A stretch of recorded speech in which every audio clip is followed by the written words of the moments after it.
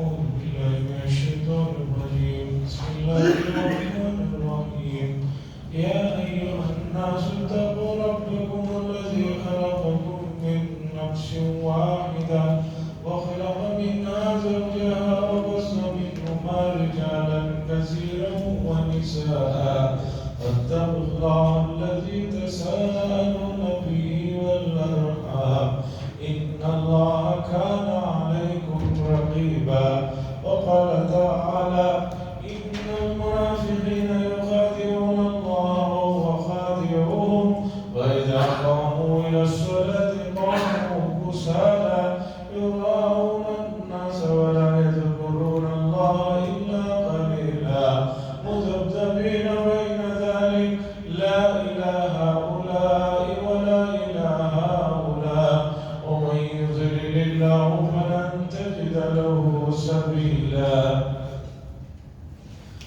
حضرات آج کی تراویح شروع ہوئی سورہ نساء سے. تیسری بڑی سورت قرآن مجید کی سورہ نساء ہے جو چوتھے پارے میں شروع ہوتی ہے. یہ سورت بھی مدنی سورت ہے یعنی مدینہ منورہ میں نازل ہوئی ہے اور مدنی سورتوں کے اندر بڑے احکامات ملیں گے آپ چونکہ مدینہ منورہ میں اب مسلمان اتنی تعداد میں جمع ہو گئے تھے کہ اب ان کے لیے ان کی ضروریات کے مطابق مسائل اور احکامات کا نزول مدنی صورتوں میں ملے گا.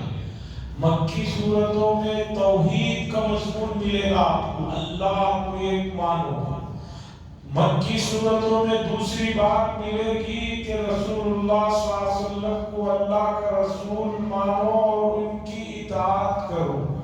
تیسرا مضمون مکی صورتوں میں آخرت سے متعلق ملے گا کہ بھائی اس دنیا کے بعد ایک اور دنیا ہے, اس دنیا کے بارے میں ذرا غور کرو. یہ تین مضامین مکی صورتوں میں کثرت کے ساتھ ملیں گے. مدنی صورتوں میں احکامات ملیں گے اور اسی طریقے پر دوسری چیزیں خاص طور پر جو معاشرے کے باہمی ارتباط کے لیے ضروری ہے وہ ملے گی.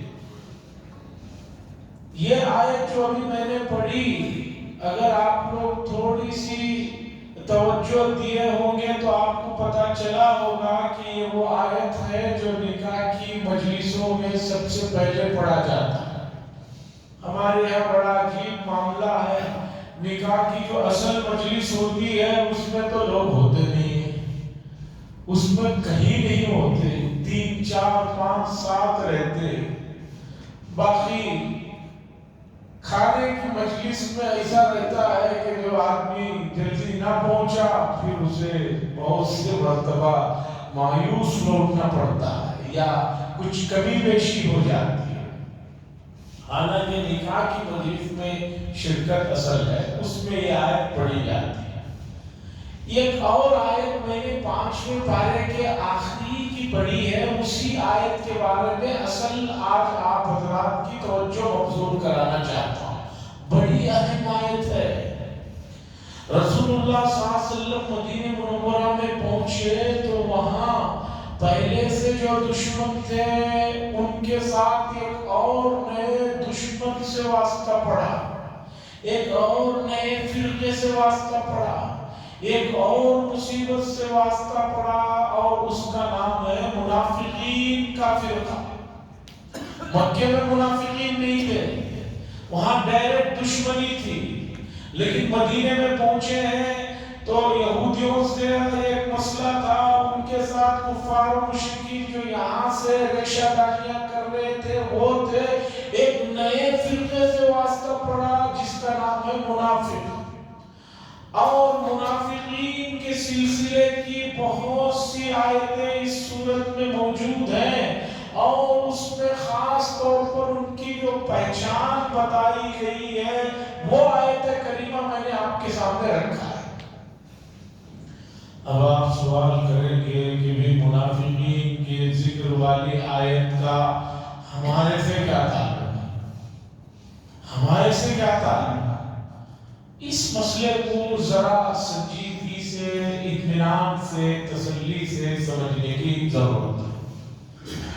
ہم لوگ دین کے معاملے میں اتنے مطمئن ہیں، اتنے بے خبر یا بے فکر ہیں، ہم سمجھتے ہیں کہ ہم سے بڑا تو کوئی مومن ہی نہیں ہے، ہمارے سے بڑا کمپلیٹ کوئی آدمی ہی نہیں ہے دینی معاملہ۔ ایسا نہیں ہے۔ یہ جو سوچ ہے، یہ جو فکر ہے، اسے ذرا اس کے ویژن کو بدلنے کی ضرورت ہے۔ افلاطون ایک مشہور آدمی گزرا ہے، طب کا اور دوسری حکمت کا ایک بہت بڑا نام ہے۔ اس کا واقعہ ہے کہ وہ ایک مرتبہ کہیں جا رہا تھا تو ایک پاگل آدمی نے اسے سلام کیا۔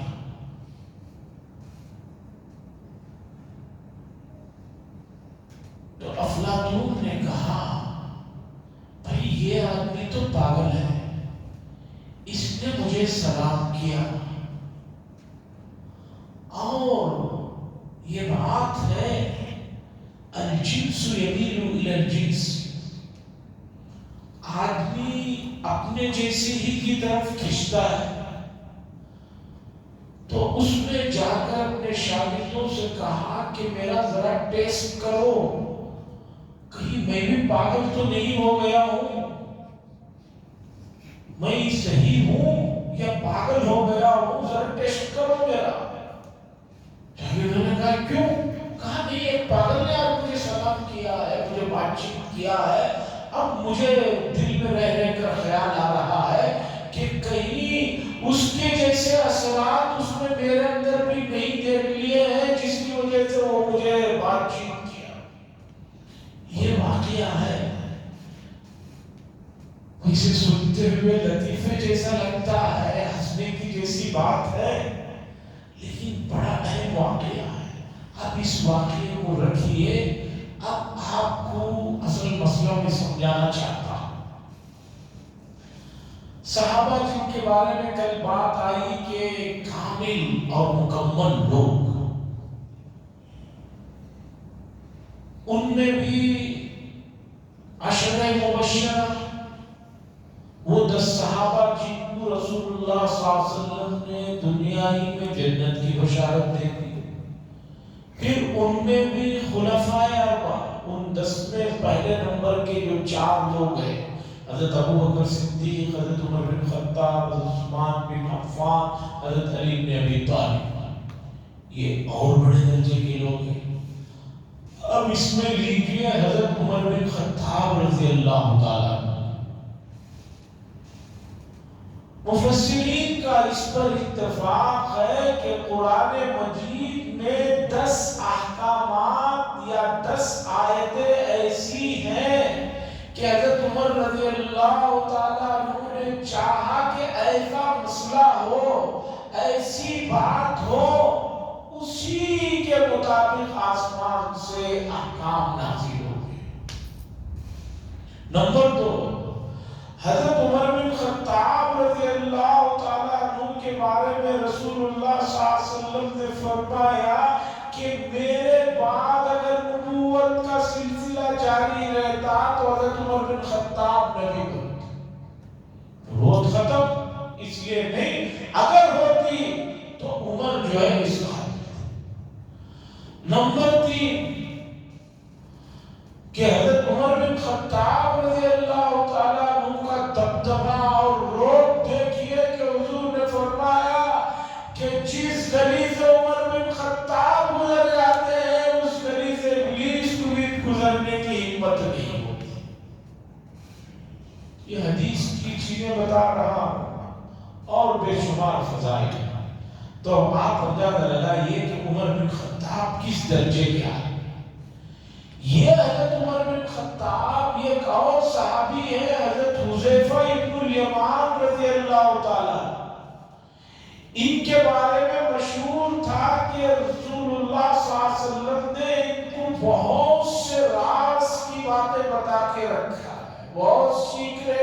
رسول اللہ صلی اللہ علیہ وسلم نے ان کو بتایا۔ حضرت عمر بن خطاب اپنے دور خلافت میں حذیفہ بن الیمان کو بلاتے ہیں، بلا کر پوچھتے ہیں میں تمہیں اللہ کا واسطہ دیتا ہوں اور بالکل کوئی ڈر کی بات نہیں، خوف کی بات نہیں، سچ سچ بتاؤ حضور صلی اللہ علیہ وسلم نے منافقین کی جو فہرست جو نام بتائے ہیں ان میں میرا نام ہے یا نہیں، اتنا کلیئر کر دو۔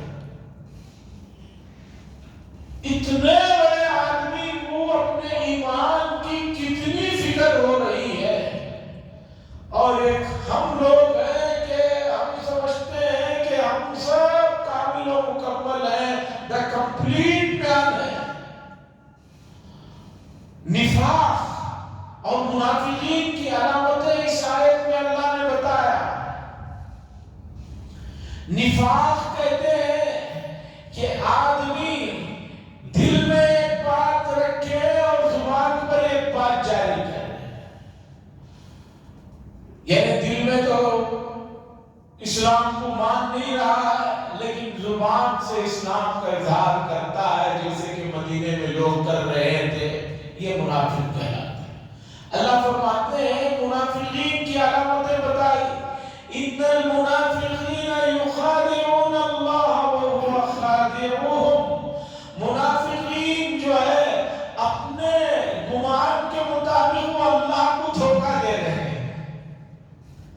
دھوکہ تو بے خبر کو دیا جاتا ہے، آپ کو خبر نہیں، کسی نے دھوکہ دے دیا، آپ کو علم نہیں۔ اللہ کو کیسے دھوکہ دے سکتے ہیں؟ اللہ تو عالم الغیب والشہادہ ہے، اسے کیسے دھوکہ دے سکتے ہیں؟ اللہ نے فرمایا وہ خادعهم، یہ اللہ کو کیا دھوکہ دیں گے؟ اللہ تبارک و تعالیٰ ان کی ان کرتوتوں کا بدلہ ان کو جو ہے دے گے اور ان کی سخت پکڑ کریں گے۔ دوسری صفت، دوسری نشانی منافقین کی، دوسری علامت، دوسری ایڈنٹیٹی، وَإِذَا قَامُوا إِلَى الصَّلَاةِ قَامُوا كُسَالَىٰ، اور جب یہ لوگ نماز کے لیے کھڑے ہوتے ہیں تو بڑے ہی جی چوری کرتے ہوئے سستی کے ساتھ نماز کے لیے کھڑے ہوتے ہیں۔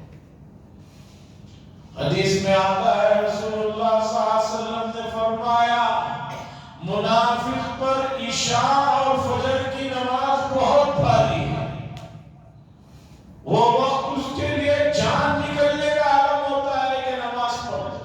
دوسری علامت یہ بتائی منافقین کی، وَإِذَا قَامُوا إِلَى الصَّلَاةِ قَامُوا كُسَالَىٰ، نماز کے لیے کھڑے ہوتے ہیں تو بس جی چوری کرتے ہوئے سستی کے ساتھ، کاہلی کے ساتھ کھڑے ہوتے ہیں۔ يُرَاءُونَ النَّاسَ وَلَا يَذْكُرُونَ اللَّهَ إِلَّا قَلِيلًا۔ تیسری علامت یہ ہے لوگوں کو دکھلانے کے لیے کام کرتے ہیں، کام کر رہے ہیں، نماز پڑھ رہے ہیں لیکن لوگوں کو دکھلانا مقصود ہے۔ وَلَا يَذْكُرُونَ اللَّهَ إِلَّا قَلِيلًا، اور اللہ کا ذکر بہت تھوڑا کرتے ہیں، یہ ان کی اور پہچان۔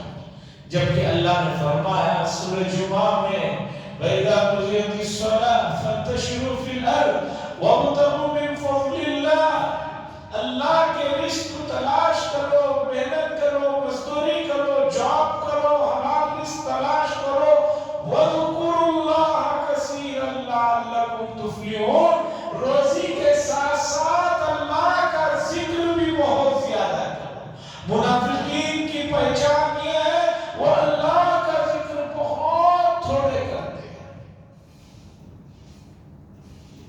مذبذبین بین ذالک، تذبذب میں ہے، نہ ادھر کے ہیں نہ ادھر کے ہیں۔ اس کے بعد اللہ نے بتایا کہ ان لوگوں نے بے راہ روی کو اپنایا، اس لیے اللہ نے سیدھا راستے سے ان کو بھٹکا دیا۔ عزیزان گرامی، اب آئیے افلاطون کے اس قصے کی طرف جس میں اسے ایک پاگل نے سلام کر دیا تو وہ پریشان ہو گیا تھا کہ کہیں میں بھی پاگل نہیں ہوں۔ ٹھیک اسی طریقے پر جو نفاق کی علامتیں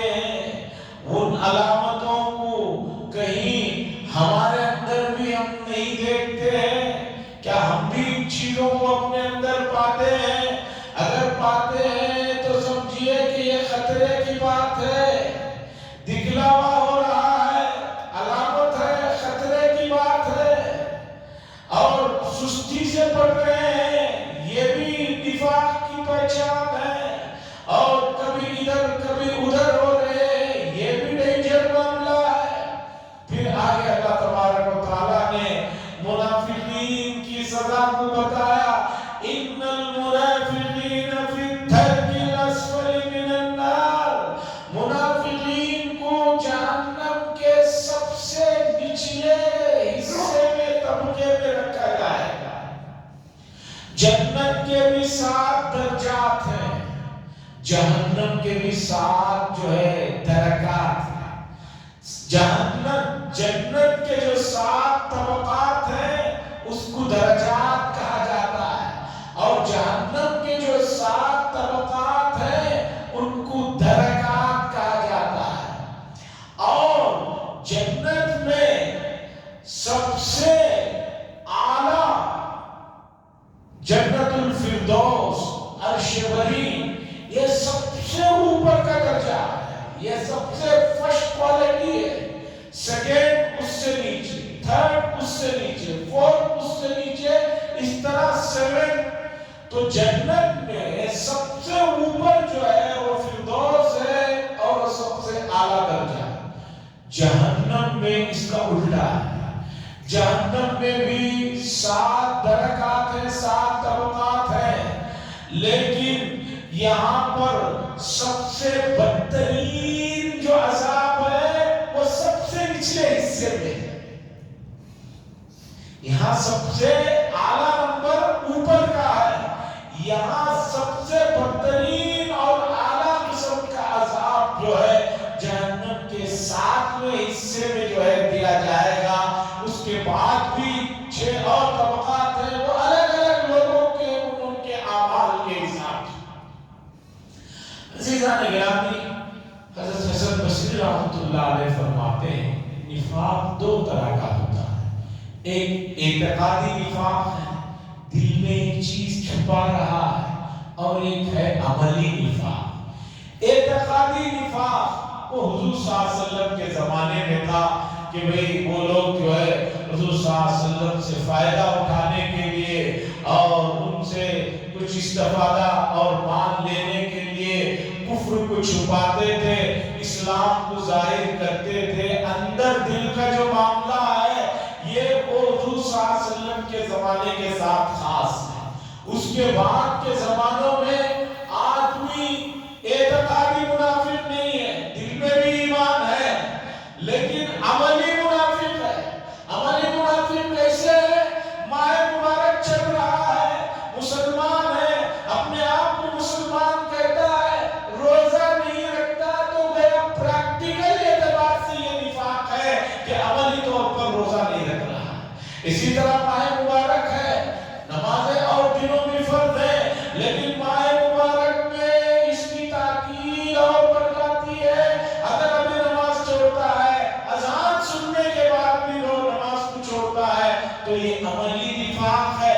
جھوٹ بولنا گناہ ہے، قرآن نے کہا، اس کے باوجود جھوٹ بولتا ہے، عملی منافق ہے۔ پریکٹیکل یعنی عملی طور پر منافق ہے، دل میں تو جو ہے ایمان ہے، لیکن عمل اس کا جو ہے وہ مومنوں والا نہیں ہے، وہ منافقوں والا ہے۔ عزیزان گرامی، گناہوں کی ایک لمبی فہرست ہے، لوگ گناہوں کو بہت ہلکا سمجھتے ہیں۔ ان گناہوں کو اگر کوئی آدمی کر رہا ہے اور اسے اس کا احساس بھی نہیں ہے، افسوس بھی نہیں ہے، ملامت بھی اس کا دل نہیں کر رہا ہے، تو سمجھیے کہ ایمان بہت ویک درجے میں پہنچ چکا ہے۔ جیسے دل کا حال ہوتا ہے کہ ہارٹ بیٹ کو دیکھا جاتا ہے، اتنی ہے، کہتے ہیں یہ بھی ٹھیک ہے، اور کم ہو رہی ہے اور کم ہو رہی ہے، یہاں تک کہ ڈاکٹر کہتے ہیں اتنی کم ہو گئی ہے کہ مشکل ہے آگے بڑھنا۔ اب جو ہے آپ اپنے مذہب کے حساب سے کچھ پڑھ کر تم کر لیجئے، ان کا معاملہ ختم ہے۔ اسی طرح ایک آدمی کو گناہ کرتے ہوئے اس کے برائی کا احساس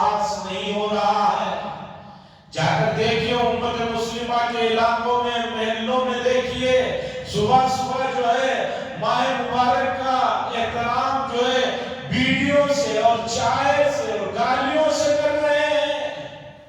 عزیزان گرامی، یہ مسلم معاشرہ نہیں ہے، یہ اسلام کے تقاضے نہیں ہے، یہ حضور صلی اللہ علیہ وسلم کے حقیقی امتی نہیں ہے۔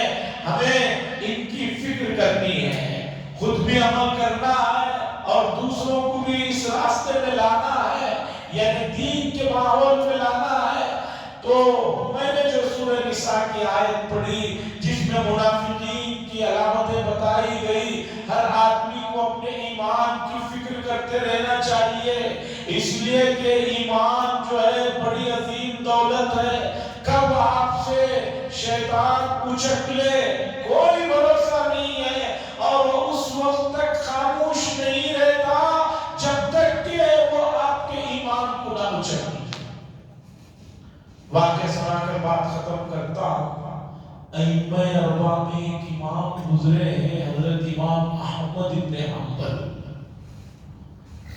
بڑے درجے کے آدمی ہیں، بڑے درجے کے محدث ہیں، اور ان کی حدیثوں کا جو سلسلہ ہے اسے مسند امام احمد ابن حنبل کے نام سے 60 جلدوں میں سعودی عرب نے چھاپا ہے تحقیقات کے ساتھ۔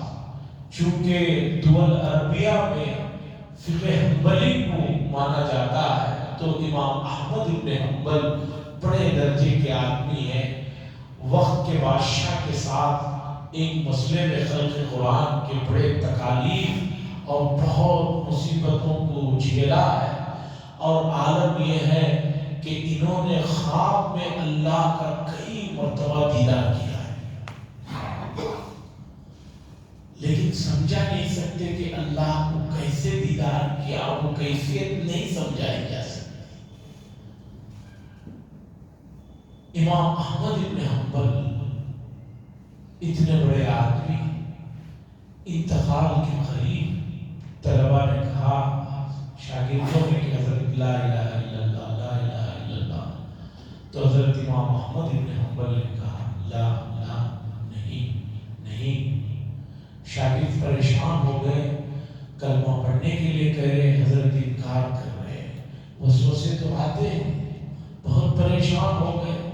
تھوڑی دیر کے بعد حضرت کو افاقہ ہوا، امام احمد ابن حنبل سے شاگردوں نے پوچھا کہ حضرت ہم تو کلمہ پڑھ رہے تھے، آپ لا لا کہہ رہے تھے، عربی میں لا کے معنی نہیں ہے، کیا کلمے کا انکار کر رہے تھے؟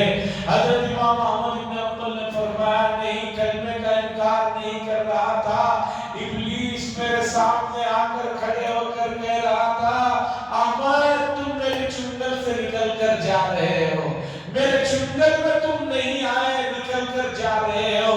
میں نے اس سے کہا نہیں بھائی ابھی نہیں، روح نکلنے تک بھروسہ نہیں، کوسا داؤ تو چل جائے۔ تو ایمان بڑی دولت ہے، ایمان کی حفاظت، ایمان کی علامتیں اور ایمان کو ضائع کرنے والی چیزوں کی تفصیل حدیث میں بڑے واضح انداز میں آئی ہے۔ ان چیزوں کو جان کر اس سے بچنا چاہیے، جیسے شوگر کا مریض یا کسی بھی بیمار آدمی جس بیماری میں ہے، اسے ان چیزوں کا پتہ رہتا ہے جس سے وہ بیماری بڑھتی ہے یا وہ بیماری کو بڑھاتا ہے۔ اسی طرح ہمیں جو چیزیں ایمان کو نقصان پہنچانے والی ہیں، ان چیزوں کو جان کر جو ہمیں حضور صلی اللہ علیہ وسلم نے تفصیل کے ساتھ بتایا ہے، نواقض ایمان مستقل عنوان ہے، کبھی اس موقع پر سناؤں گا۔